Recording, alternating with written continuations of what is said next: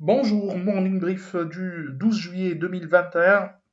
Alors, la semaine précédente a été surtout marquée, bien sûr pour la bourse de Tunis, a été marquée surtout par la dégradation de la note souveraine par l'agence Fitch Ratings. C'était une dégradation attendue d'ailleurs.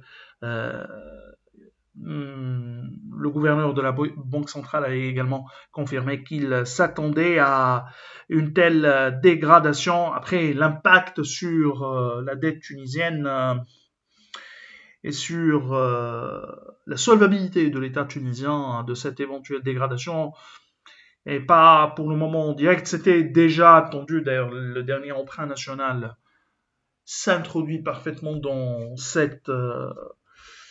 ce contexte de dégradation, surtout que l'État tunisien a des difficultés actuellement de sortir sur le marché international en attendant bien sûr l'éventuel accord avec l'obtention de l'accord avec le FMI, quelles seraient les concessions cette fois ou les promesses du gouvernement tunisien, difficile à dire, surtout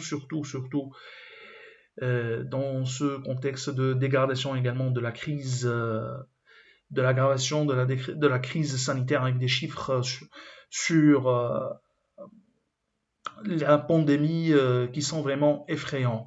Alors pour revenir à la bourse de Tunis, qui a terminé sur une note positive, hein, une légère note positive avec un Thun Index donc, qui a progressé 0,30%, portant ses gains annuels à 5,39% depuis le début de l'année, a signalé la performance, la forte hausse de CIFAT de 14,7%, SAH qui a repris 4,44%, Sotuver qui a avancé de 3,85%, 3,25% de gains pour Assad, mais plus que ça, hein, Assad a repris plus que 3,25%, il n'y a pas de volume sur Assad, et donc ça est, nous, système avec le système de récupération des données Bloomberg, s'il n'y a pas de volume sur un titre, même s'il est réservé que ce soit à la hausse ou à la baisse, on prend toujours le dernier cours avec du volume. TLF a également avancé de 2,80%, Aduia affiche une hausse de 2%, SFBT qui gagne 1,59%. Côté baisse, Carthage Cement recule encore de GIF Filter, plutôt 7,25% de perte.